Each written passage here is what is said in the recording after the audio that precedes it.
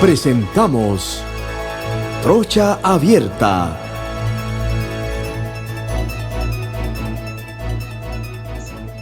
Bienvenidos a todos los que me están sintonizando a través de la cadena KW Continente. Este es su programa Trocha Abierta, el programa de mayor audición en la franja de la tarde. Estamos como siempre aquí con el panameñista Jorge Gamboa Arosemena. Eduardo, sí, gracias.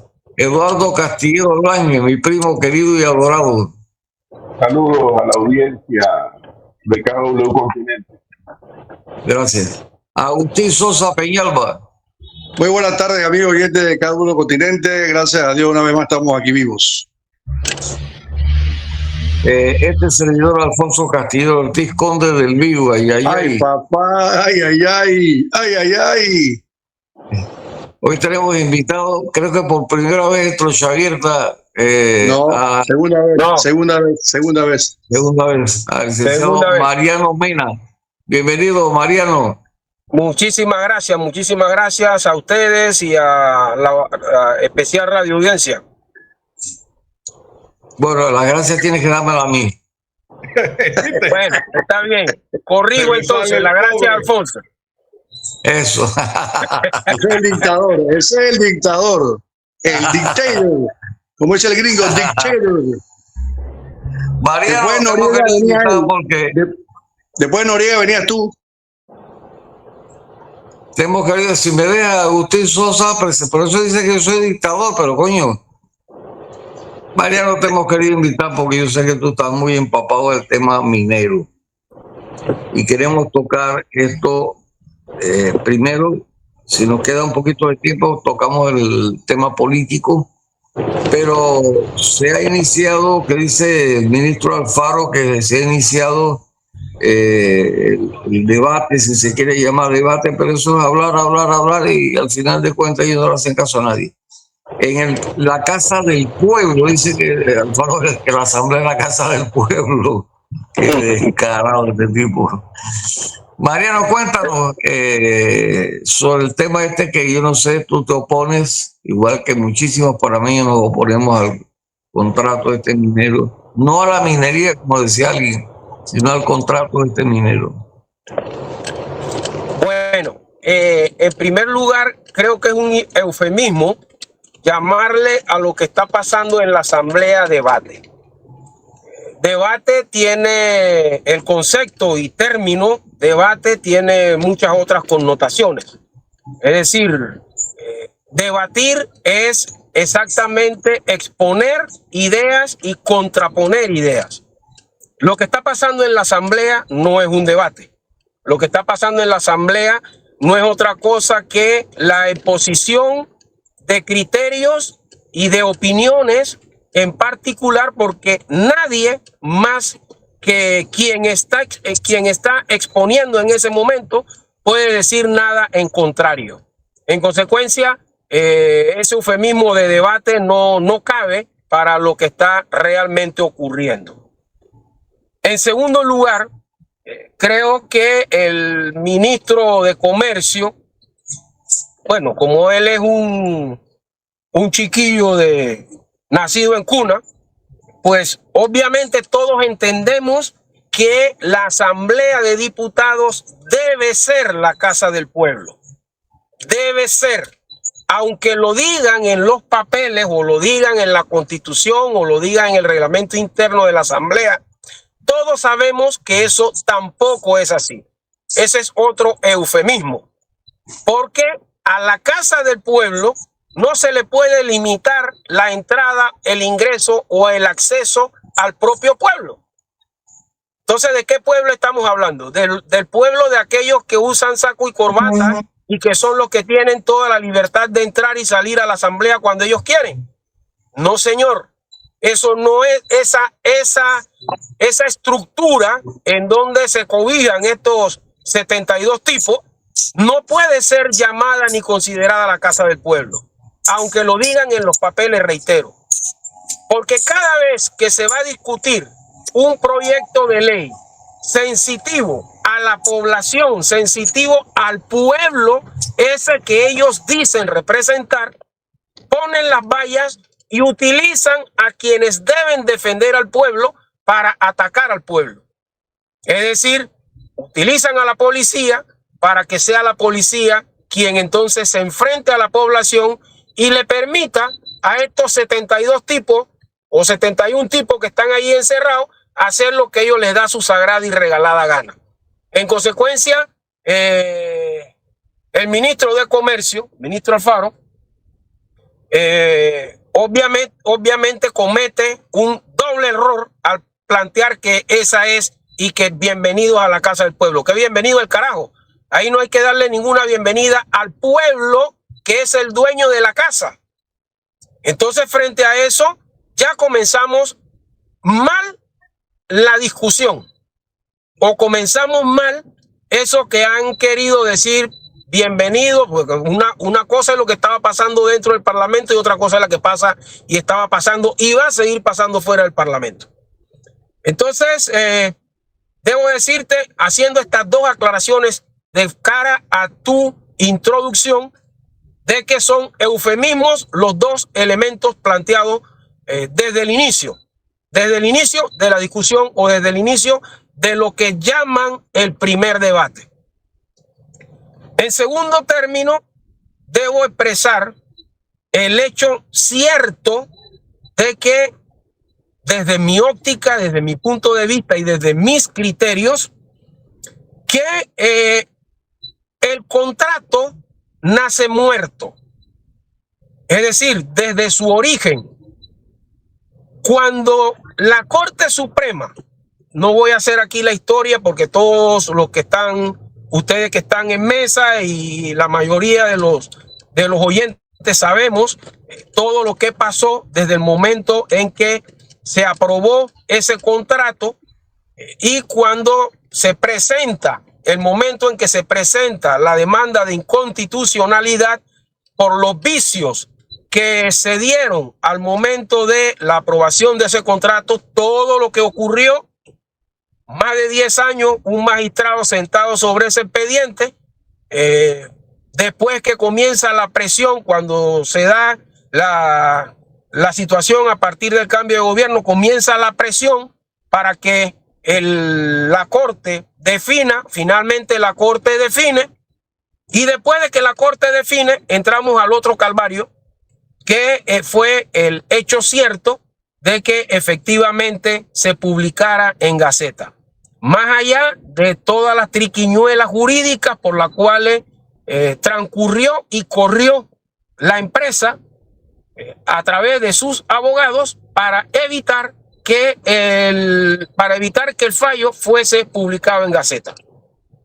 Es decir, utilizaron todas las argucias legales, todas, absolutamente todas, para evitar o alargar lo más posible la publicación del fallo. Entonces no quiero extenderme tanto en esa parte que más que todo ahora ya se convierte en la parte histórica, sino más bien en que podamos entrar a ver los detalles, no tanto como detalles, pero sí en términos generales, qué es lo que nos está pasando con el susodicho contrato. Por eso digo que este es un contrato que nació muerto. Y nace muerto porque a partir de la publicación del fallo ya la Corte dijo no hay contrato.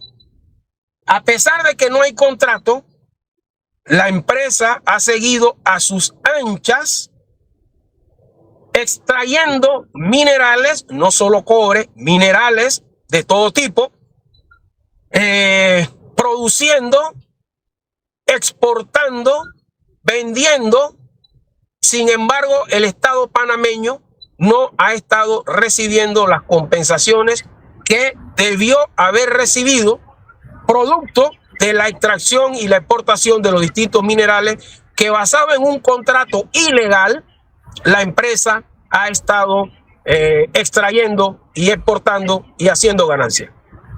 Mariano, vale Sí. la pena decir que ni siquiera auditando no se sabe lo que se han llevado. Es que no se sabe nada, porque es que la empresa es como quien dice digamos, para ponerlo en términos prácticos, aquí quien gobierna en el tema de las minas es la empresa. Quien gobierna es la empresa. La empresa ha hecho lo que le ha dado su sagrada y regalada gana con los trabajadores, con el compromiso de pago de los impuestos. Cuando digo con los trabajadores me refiero a la obligación que tiene la empresa de contratar a panameños comparado o con, digamos, en el marco de lo que establece nuestra legislación laboral, porque el Estado hasta se ha sobregirado en el porcentaje de trabajadores que debe permitirle traer a la minera. Es decir, han estado trayendo trabajadores extranjeros por encima de la cuota que establece nuestra legislación laboral. Y para todo ello, el gobierno o los distintos gobiernos, porque esto no es solo de este gobierno, esto viene del gobierno de Varela, esto viene del gobierno de Martinelli, vienen otorgándole extras a la empresa a los efectos de que continúen maltratando a los trabajadores, haciendo en la mina lo que les da su sagrada y regalada gana con los trabajadores, y ni para qué hablar de lo que hacen con el ambiente, de lo que hacen con el robo, porque se están robando tierras, esa tina de reposición que han montado, que han establecido en terrenos que no están concesionados a ellos, que la están operando con el visto bueno y el beneplácito de mi ambiente. Son ministerios que son inoperantes, no sirven para un carajo. Ministros que están al servicio de la mina, están al servicio de sus bolsillos. Por eso yo en uno de mis escritos, creo que fue el de la semana pasada, el de la semana antepasada, decía que los torrijistas, los que ahora hoy se llaman torrijistas, no son otra cosa que torrijistas de bolsillo, torrijistas de cartera, porque de eso es de lo que dependen. Yo por ahí veo en un chat que tiene un amigo, del cual algunos de los que están en la mesa hacen parte. Veo a un ministro que aquí se las daba de 7 machos, que era el jefe de los batallones, hablando de dignidad, y ahora con este contrato en la que le están vendiendo la nación a otros estados, pues entonces aparece haciendo escritos, porque este es lo mejor que hemos podido obtener como nación. Pila de vagabundos, porque lo que están es mirando su bendito bolsillo, no están mirando el país. ¿De qué dignidad me pueden hablar estos tipos a mí cuando ellos están vendiendo la nación? Son peor que Bruno Varila. Bruno Varila le valía 3 pepinos porque Bruno Varila no era panameño. Pero ahora resulta que son los propios panameños del partido, de ese que dicen defender, pero que lo traen a la memoria y lo traen a su vocablo cada vez que nos acercamos a elecciones, cada vez que tienen complicaciones con el país, sacan la memoria de Torrijos, pero solo para obtener de ese uso de la memoria de Torrijos sus beneficios personales y particulares. Porque de la memoria de Torrijos no pueden decir que sacan la venta de la tierra panameña, porque Torrijos, hasta donde yo sé, hombre, cuando la dictadura se instaura, yo apenas tenía 6 años. Entonces, mal puedo decir que yo conocí los hechos concretos de Torrijos, más allá de lo que cuando ya entró a mi adolescencia, cuando ya llego a secundaria, a la escuela secundaria, comienzo a vivir. Pero en lo que eso que yo comencé a vivir en mi adolescencia no es lo que hacía Torrijos, lo que están haciendo esta pila de vagabundos que dicen llamarse torrijistas. Torrijos aquí se monta en la lucha generacional por la recuperación de la nación, se monta en esa lucha hasta que se logran los tratados. Y estos bendito Dios, y estos señores lo que nos están es vendiendo a otras naciones, a los canadienses, a los chinos, a los coreanos, etcétera, que son socios de la mina, por Dios. ¿cómo no pueden entender esto? Que es tan simple, esto lo entiende hasta un niño de 6º grado. Conversando esta mañana con mi hijo, que lo dejo en el colegio, cuando iba a llevarlo al colegio, conversando con él, hablando justamente sobre estos temas, mi hijo me decía, papá, pero ¿cómo es que eso no lo pueden entender estos señores que están en la asamblea y estos señores que negociaron ese convenio? Convenio, tratado, acuerdo, llámele como le quiera llamar. Es decir, hasta mi hijo, hombre, que apenas está en 8º grado, o en octavo sí, ahora ya yo ando hasta medio perdido cómo se llama esa cosa, pero está en 8º, que viene siendo, yo qué sé, segundo año, 3er año, una cosa así. Sí, segundo año. Hasta mi hijo lo entiende. Entonces, la verdad sea dicha, estos señores nos están vendiendo, nos han entregado. Pero tú te imaginas, Mariano, perdona que te interrumpa, tú te imaginas durante estos 10 años que ya si han sacado o no han sacado, nadie dice nada, si han extraído cobre, si han extraído molibdeno, creo que así se llama, oro, nadie ha dicho nada. O sea, no le han dado un real. Si lo han sacado y lo han vendido, la plata la tiene que tener gente de los diferentes partidos, diferentes gobiernos. No queda duda. Es que yo escuchaba un análisis que hacía un ingeniero referido al tema, y él decía, lo que pasa es que el contrato lo han hecho en base al mineral, al producto mineral más barato, que es el cobre. Entonces, para poder llegar a donde está el cobre, hay otra serie de minerales que se extraen y se exportan, pero de esos Panamá no recibe un cuarto de centavo, porque Panamá solo recibe por el cobre, que es donde está basado el contrato. Es decir, Panamá no recibe un centavo, digo, Panamá como nación no recibe un centavo de todos los otros minerales que son extraídos y son exportados. O sea, y están sacando oro a tutiplén. O sea, y hay que mirar. De eso no pagan nada, Mariano. No pagan nada. De eso no pagan nada, porque el contrato es sobre el cobre. Entonces, ahora en este contrato le llaman otros minerales. O sea que todos los otros minerales están incluidos en uno solo. Pero ese solo, porque ellos solo van a pagar por el cobre. Es decir, estos señores, la verdad es que son una vergüenza. Son una vergüenza de negociación, de negociadores. Obviamente, si ustedes no me lo han preguntado, pero ya por lo menos yo tengo bien claro por quién yo no voy a votar.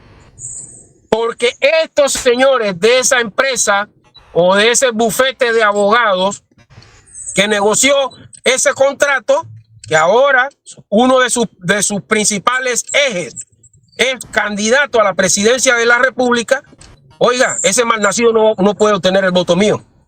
Lo siento. Mariano, pero porque tú no puedes defender un contrato de esa magnitud y después venirte a vender como que si tú fueras el niño sano, como Mariano, si tú fueras un pan de Dios. Te decía, por Mariano, Dios, que comentabas que el gobierno y los diputados, cómo están en ese absurdo de defender algo tan indefendible. Pero ayer me causó pena ajena ver a un señor Severo Sousa defender, pero con la chabacanería que se supone no es de los niveles socioculturales y económicos de él, porque se rebajó a ser insultativo porque dice que lo estaban insultando. Pero entonces, ¿qué clase tiene ese señor que ha sido dirigente del CONEP, de la Cámara de Comercio? Por favor, cuando esta gente actúan así, lo único que siento es que están sembrando vientos y ellos no. Todos cosecharemos tempestades porque están sembrando la lucha de clases Siempre se ha dicho que los sectores populares buscan reivindicaciones, pero si los de arriba achurran y usan argumentos verdaderamente traídos por los cabellos y ridiculizan a los que ponen el dedo sobre la llaga, definitivamente que el país no va por buen camino. No sé si lo viste anoche, pero me causó pena ajena este señor Severo Sosa. El señor Severo Sosa fue socio mío en una empresa y la verdad que me asombró de parte mía, me asombró cuando yo vi a Severo Sosa, porque lo pude ver, la forma como defendía eso. Yo voy a hablar con él personalmente. Como reitero, fuimos socios de una empresa y yo tengo que decirte, no sé por qué tú estás diciendo eso, porque todo el mundo ha leído los contratos. Pero esto no se trata, Mariano, de un tema de que nuestros políticos no han sabido negociar. No, sabieron negociar para su bolsillo, como tú dijiste. No, Sabieron negociar para su bolsillo.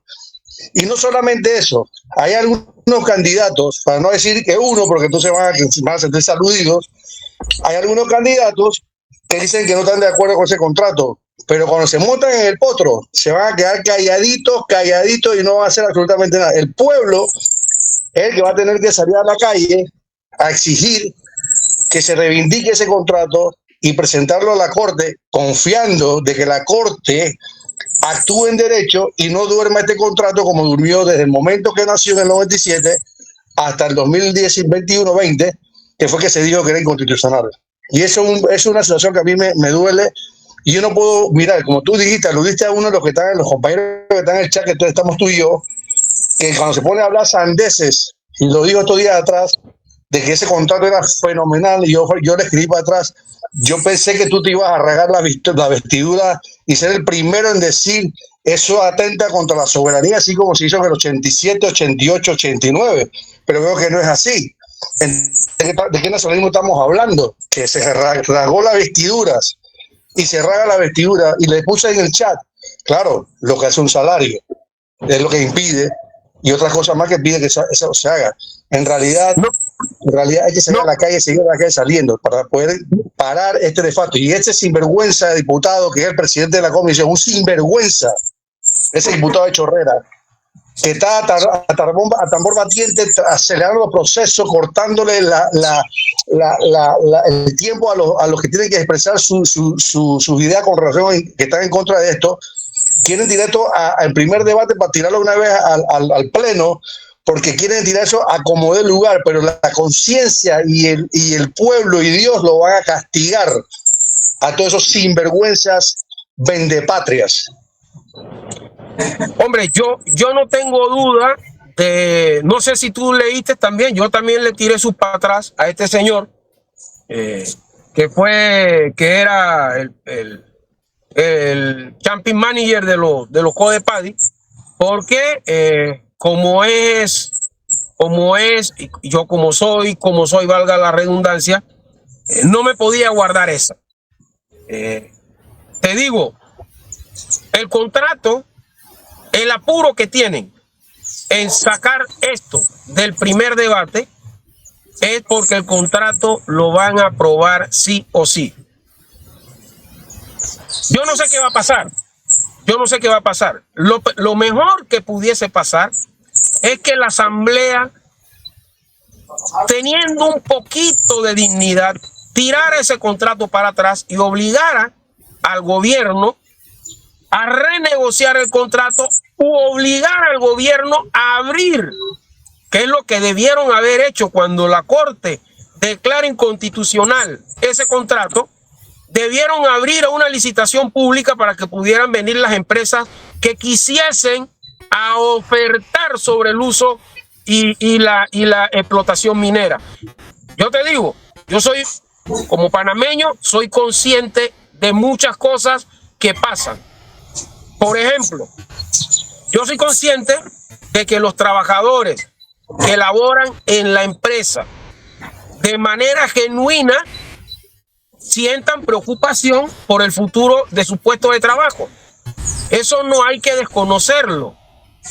Genuinamente sienten preocupación y van a defender lo que hoy tienen. Eso hay que entenderlo. Yo a esos trabajadores no los condeno, no los juzgo, porque simple y llanamente están mirando por el pan de su día a día. Sin embargo, el hecho de que utilicen a estos pobres trabajadores y los monten en buses para que vengan aquí al centro de la ciudad a hacer contramarchas, a hacer contraposición, a enfrentarse con el resto de la población, que estamos diciendo que no estamos de acuerdo con ese contrato, esto con el patrocinio del gobierno, porque esa ha sido la tónica del PRD cuando ha querido imponer algo. Eso lo hacían, hombre, cuando los militares, que la cruzada civilista convocaba una marcha, ellos te convocaban una contramarcha. Esto no es nuevo. Entonces, hoy los ciudadanos panameños, se vio el jueves creo que fue de la semana pasada, se convocó a una concentración a la Asamblea de Diputados cuando iba a iniciar el proceso, y de una vez te llenaron de buses a los contra o a los que supuestamente defienden o están a favor del contrato. ¿Para qué? Para poner a los trabajadores sindicalizados por un lado, con los trabajadores que ellos traían, que también, en lo que también tengo que reconocer que existen organizaciones sindicales, pero que yo entiendo, las organizaciones sindicales o las centrales sindicales han dicho no, aunque sí, reconozco que hay una o dos que están a favor del contrato, porque dicen, no, es que yo tengo mi sindicato ahí. Yo ahí en esos trabajadores tengo un sindicato. Yo obviamente no puedo estar a favor de eso, pero también los entiendo. Como buen panameño los entiendo. También entiendo de que la minera tiene allí una inversión realizada ya. También lo entiendo, pero eso no puede ser óbice para que tú pongas esos intereses por arriba de los intereses de todos los panameños, por arriba de los intereses de la nación, por amor a Dios. ¿En qué cabeza cabe eso? ¿En qué cabeza cabe eso? Estamos frente a una situación, frente a un gobierno que va a imponer de tuco a tuco, van a imponernos ese contrato. Yo no sé si el pueblo se va a dejar o si le van a tener muy fácil. Yo no sé, ustedes anoche pudieron escuchar cuando Ábrego, por esos errores que nos presta la vida, le dejan el micrófono abierto y él dice, tenemos que salir de Saúl para que mañana la tengamos más fácil, o para que mañana no tengamos tanto ruido. Yo no sé si hoy no van a tener tanto ruido como el que tuvieron ayer, y cuidado que va a ser peor. Cuidado que va a ser peor, porque han venido provocando a la población. O sea, ¿cómo es posible que desde antes, hombre, mucho antes que se decrete la apertura del debate, desde el miércoles tenían cerrada todo acceso a la Asamblea de Diputados? Todo acceso desde el miércoles, y aperturaban el bendito primer debate el jueves. O sea, ya no se podía entrar, ya no se podía pasar, ya hasta los carros teníamos obstáculos para poder circular por esas áreas. Entonces, ¿de qué estamos hablando? Aquí lo que estamos hablando es que hay una decisión tomada por el Ejecutivo de que ese contrato va porque va. Y ese presidente de la Asamblea, que es un miserable, toda la vida ha sido un miserable, bueno, miserable con plata, pues, porque ahora tiene plata hasta para votar, que debiese estar defendiendo los intereses del futuro del canal, que es el futuro del país, del futuro del agua, miembro de la junta directiva del canal. ¿Cómo nos sale el administrador diciéndonos que eso nos puede afectar y que están terminando los estudios, y el día siguiente salen la señora Morata diciendo que no, que eso no tiene nada que ver, y que es mi presidente de la Asamblea, que nos va o nos quiere imponer el contrato, también es miembro de la junta directiva del canal? Entonces, ¿de qué estamos hablando? ¿De qué estamos hablando? Estamos hablando de los bolsillos de estos señorones. De hecho, ellos nos quieren imponer es porque ya tienen su bolsillo lleno, o porque se los quieren llenar en virtud de que saben que no van más. Bien lo dijo Endara cuando creó el partido ¿Cómo se llamaba este partido que creó Endara? Vanguardia Moral de la Patria. Vanguardia Moral de la Patria. Lo primero que si él llegaba era poner el cerrajo porque los PRD no volvieran a entrar porque acababan con el país. Le pasaron 10 años y en 5 años se han robado lo que no se robaron en los 10 años que estuvieron parados o estuvieron fuera de la teta. Y si lo dejamos 5 años más, pues que Dios nos agarre confesado. No vamos a tener país. Mariano, tú puedes estar pensando en los trabajadores, pero tú no puedes imponer a sangre y fuego algo que va en contra de la mayoría. O sea, el interés de ellos no puede sobrepasar los intereses de la nación. Eso es lo que he dicho, Castillero. Justamente eso. Yo dije, los entiendo. Entiendo a los trabajadores. Entiendo a las centrales que tienen sindicatos en la minería, pero eso no puede estar por encima de la nación. De ninguna manera eso puede estar por encima de la nación.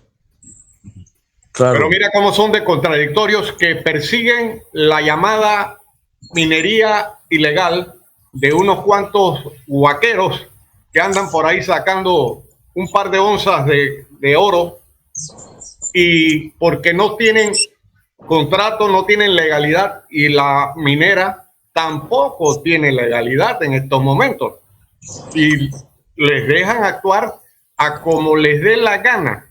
Entonces, definitivamente que estos señores no le temen al ridículo, pero porque como has estado diciendo, lo que les interesa es aumentar sus cuentas en los bancos nacionales y sobre todo en las cuentas afuera, porque esa plata no la tienen aquí. Son tan pillos que utilizan todo el sistema financiero panameño para sacar la plata del país y ponerla en cuentas cifradas en bancas de los santuarios fiscales que hay en el mundo. Yo siento definitivamente que más que, además de la minera, del contrato inmediato, de la situación inmediata, es enfrentar el caos político que tiene la nación panameña, porque estamos en estas situaciones, no es porque solamente ellos sean pillos y haya una empresa que quiera lucrar, sino porque el sistema ha estado diseñado para que esos pillos, con pillos internacionales, esquilmen, exploten, hagan todo tipo de acciones contra el pueblo panameño. Y ahí es donde está la situación. Vamos a un proceso electoral en menos de un año y la oferta no se ve que tenga mayor oportunidad porque, mira, ahora mismo están enredados en ver si hacen o no hacen alianza, pero la alianza es quién va a la cabeza, no cuál es el programa que van a llevar, lamentablemente. Pero yo, mira, déjeme hacer, mira, lo irónico de todo esto, y me da es una ironía lo que voy a hablar porque es irónico, que la ley de extinción de dominio, cómo la desbarataron y la mandaron para atrás enseguida porque le afectaba los intereses de ellos directamente cuando ellos nos querían presentar esa ley. Y esta que está llena de vicios, que básicamente el pueblo en general que ha tenido conocimiento de este contrato ha dicho hasta la saciedad y todos coinciden que es leonino, que es peor que Bruno Varila. A este sí le están dando vuelta. ¿Por qué? Porque como dice Mariano, es que se quiere llenar de bolsillo de lo que la empresa quiere darles a ellos por aprobación, pero la otra te garantizo que va a volver el sueño eterno y va a pasar este gobierno y no van a ni siquiera ir al primer debate nuevamente de la ley de extinción de dominio porque no les conviene, prefieren pasar esta rápido, dame mi plata y después vemos qué pasa con la otra.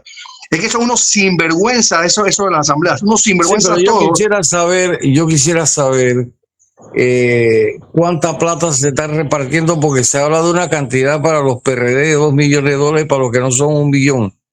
Y eso nada más solo de la asamblea. ¿Y tú no crees que el ministro y los demás del combo, élite que tiene Cortizo, no va a recibir un billete también? Pero mira, Alfonso, mira esto, escucha esto, Alfonso. Del contrato para acá no hay nada. Del contrato para atrás quedó dinero. Y aquí han hablado varios conocedores que hay más de $2.000 millones de lo que la minería ha explotado desautorizadamente porque no existe un contrato, porque está ilegal. de esos 2.000 millones de dólares, porque eso es lo que me cae pensar, dice, bueno, vamos a hacer esto, 2.000 millones, te perdono tanto, dame el resto para mí. Esto es sencillo, esto me recuerda en un gobierno cuando se vendió un banco, que hicieron una ley para exonerar impuestos de 400 millones de dólares. Entonces, tú no me puedes, digo, mi raciocinio no me puede decir, yo te voy a regalar 400 millones de dólares y qué hay para mí. Y que hay para mí esos 400. Igualmente puede pasar lo mismo. De esos 2.000 millones, yo te perdono, número cualquiera, 1.500 y 500 suelta para acá. Esto es fácil, hermano.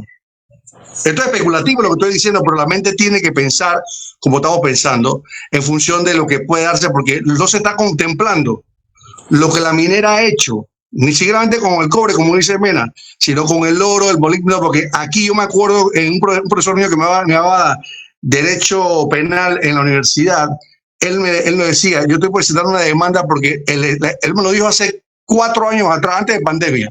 Me dijo, ¿sabe por qué nosotros vamos a demandar a esa empresa? Porque el meollo de la empresa no es el cobre, es el oro. Y ese profesor me lo contó y nos dijo, vamos a presentar una demanda porque ellos se están robando el oro sin pagar un centavo con la excusa de que estamos sacando cobre. Y eso lo ha permitido no solamente este gobierno, los gobiernos anteriores, desde el momento que se ideó ese contrato que nació ilegal, se mantuvo ilegal en el tiempo y hasta que un día dijeron es ilegal y todavía mantenemos la ilegalidad y estos sinvergüenzas volverle a darle un contrato a ellos cuando debieron haber hecho, de acuerdo a juristas y de acuerdo a la ley, tenían que abrir una licitación pública nueva y que esa empresa concursara. Y no lo hicieron. ¿Por qué? Porque era más fácil recibir directamente de ellos que traer uno nuevo que le va a decir, yo no puedo darle plata. Mariano, Yo me la gané, no te puedo plata.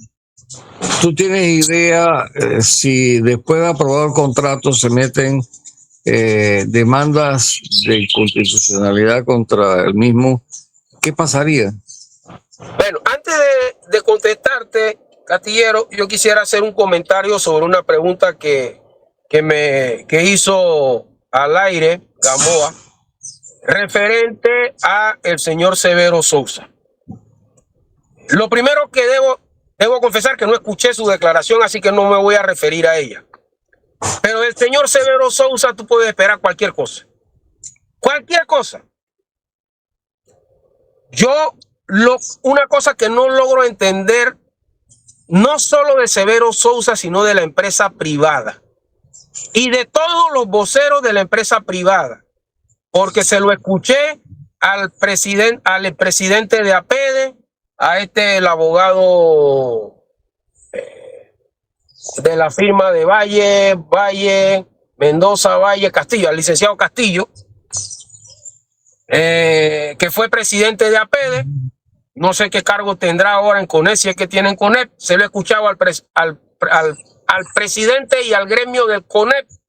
Se lo he escuchado a la Cámara de Comercio, etcétera. Es decir, no logro entender cómo la empresa privada que dice defender la propiedad privada puede estar en favor de un contrato que lesiona esos intereses. Es decir, el hecho que ese contrato diga que si la empresa mañana se le ocurre que mi finquita que yo tengo aquí de 500 metros o de 50 hectáreas o de 200 hectáreas, ellos la tienen que utilizar, yo se la tengo que vender sí o sí, y si no se la vendo, que el gobierno me la expropie. Eso está en el contrato. Entonces yo no entiendo cómo la empresa privada, y aquí no es solo Severo Sousa ni el licenciado Castillo, no. Esta es la empresa privada que está aprobando, que está promoviendo que el Estado expropie bienes privados cuando una empresa determinada tenga una necesidad. Oiga, por amor a Dios, ¿en qué cabeza cabe eso? ¿Dónde están los valores de estos señores que dicen representar a la empresa privada? ¿O es que los dueños de esos gremios, que son los empresarios del país, están empujando esto? ¿Para qué? Para despojarte a ti mañana, a mí, que soy un pobre pelafustán, quitarme mi pedacito de tierra porque a un bendito de ellos se les antojó que ahí van a poner un edificio. En la casa en donde yo vivo me la quitan, que el Estado me propie para ellos montar un edificio y poner ahí una torre de 50 pisos. Eso es lo que están buscando, eso es lo que hay detrás, porque no entiendo la lógica de que la empresa privada esté a favor de un monstruo como ese. Entonces no es solo Severo, Yo de Severo espero lo que sea, porque ese igual tira para adelante que tira para atrás. Pero la empresa privada como tal, como gremio, está empujando esto. Eso que está dentro de ese contrato. Una de las cláusulas del contrato. Entonces, yo te diría, ahora sí, respondiendo a tu pregunta, Castillero, no les quede duda ninguna de que al aprobar este contrato, el día siguiente, 2 días después, comienzan a llover las demandas de inconstitucionalidad. Porque ese contrato es inconstitucional. Se negoció partiendo con un muerto. Y tú no puedes hacer una negociación con un muerto. Un muerto, la Corte dijo, esto es inconstitucional. ¿Cómo tú a esa misma empresa que le declara la inconstitucionalidad, con ella tú te vas a un contrato directo? Y en estas condiciones. Oiga, aquí hay violaciones a la Constitución abiertas en ese contrato. O sea, a mí no me queda duda de que el día siguiente van a caer la demanda de inconstitucionalidad y tampoco me queda duda de que la Corte tenga que declararlo inconstitucional porque son evidentes.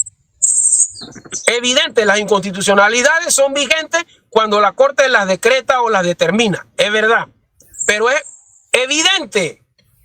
La Constitución prohíbe que se entreguen territorio, excepto de las embajadas y consulados a gobiernos extranjeros. Oiga, ¿cómo tú vas a aprobar un contrato en donde otros estados son accionistas, son dueños, violentando lo que establece nuestra norma constitucional? Una pregunta, Mariano.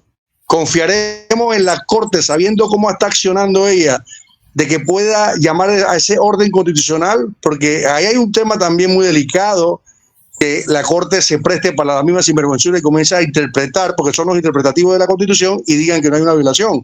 Porque ahora mismo no hay una credibilidad en la justicia en este momento. Sí, pero yo te diría, bueno, yo creo que habría que ser, no hay que ser abogado para interpretar lo que dice la Constitución. No es solo lo que dice en su espíritu, sino lo que dice en su letra.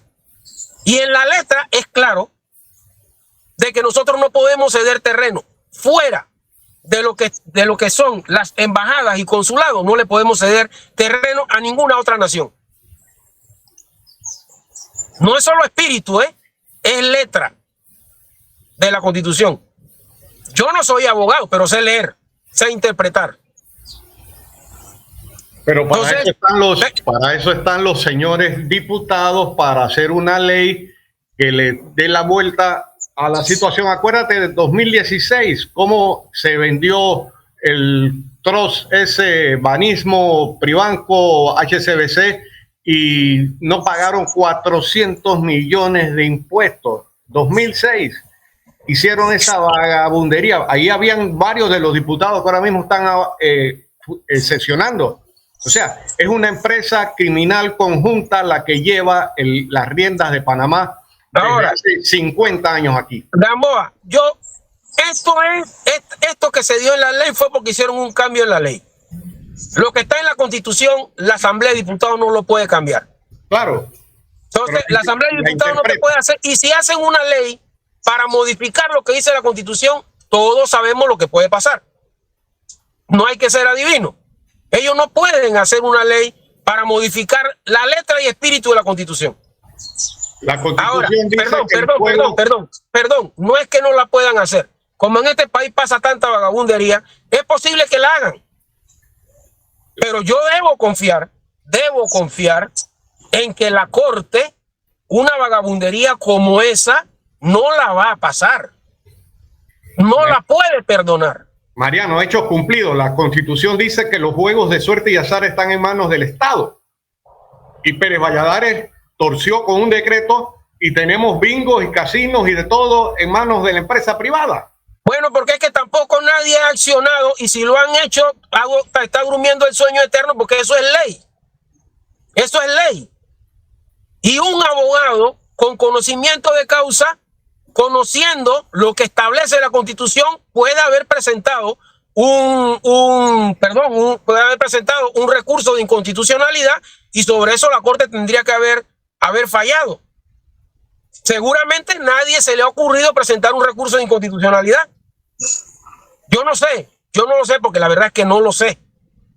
Yo no sé si alguien lo ha hecho, si no lo han hecho, y si la Corte, y si lo hicieron, si la Corte falló, si la Corte no lo falló, no lo sé.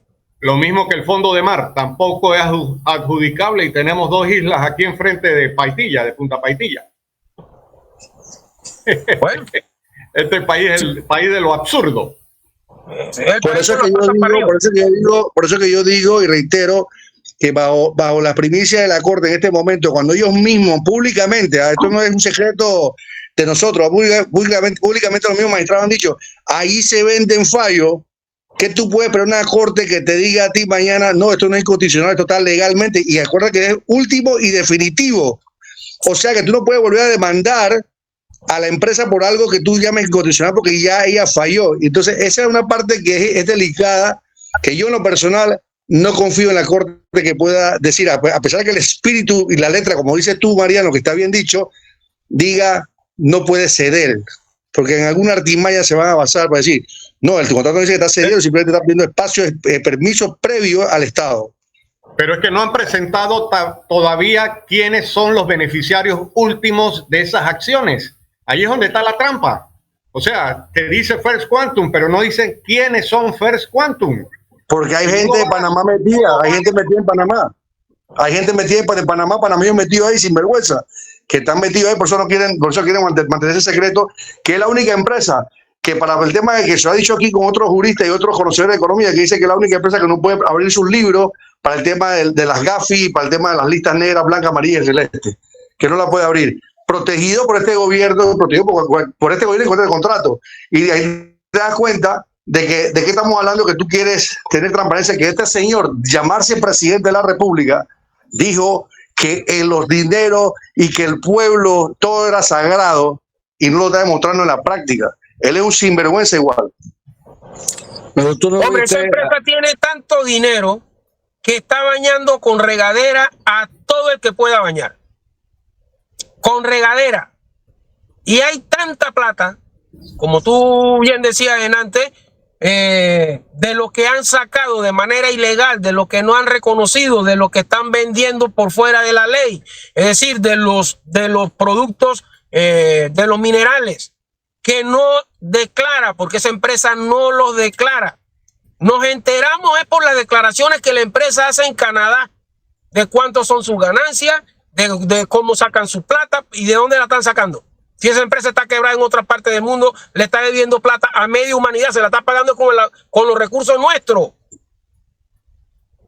Con los recursos nuestros que está pagando. Esa empresa de aquí está sacando plata y tiene plata en reserva, pero por montón, para regarle a todo el que se le ocurra, al que se le ponga en el camino. Y que se deje comprar, obviamente. Y como estamos en un mercado, un gobierno que parece un mercado persa, donde todo se compra y se vende, aquí, hombre, fíjense que estamos aquí frente a una crisis de huevo. En el país no hay huevo. No hay huevo porque tenemos un gobierno de huevones. Simple y llanamente. Simple y llanamente. Pero fíjate, Mariano, que yo vi ayer al presidente de la República de Panamá. ¿Qué presidente? ¿Qué presidente? Bueno, el presidente es Gaby, ¿no? El que funge como presidente, pero el presidente es Gaby. Comprando. Es que eso plátanos. Ni siquiera funge como presidente, porque eso ni siquiera aparece por ningún lado. Eso, no, pero apareció comprando unos plátanos. Sí, yo lo vi comprando una y los habrá pagado. Comprando plátano, imagínate todo esto, qué bárbaro, qué cosa, ¿no? Qué cosa. qué desgracia nos ha tocado a nosotros los panameños, caramba. Pero bueno, ya llegará la oportunidad, Mariano, de que podamos en estas elecciones venideras corregir este entuerto con toda esta caterva de borrigueros que hay. Y lo primero, Mariano, es que yo quisiera que nosotros los panameños creáramos conciencia y que le diéramos raya a todos los pretenciosos que quieren reelegirse, y esa gente tiene que ir para afuera. Y por supuesto el gobierno, que no le veo ningún chance, ninguna oportunidad a estar en una opción ni siquiera medianamente de ganar las próximas elecciones. Bueno, yo lo que sí quisiera, y ahí coincido contigo, es que el Señor nos ilumine. Tristemente, entre los que se vislumbran de candidatos, y digo se vislumbran, porque ahora mismo hay, creo que son 10 precandidatos. Habría que ver cómo terminamos de aquí al 30 de septiembre.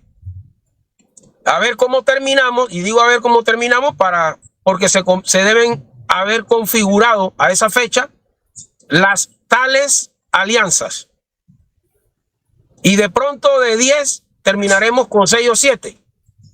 Pero vaya usted a saber de esos 6 o 7 qué es lo que pudiéramos encontrar ahí como potable. Si es que pudiésemos decir potable.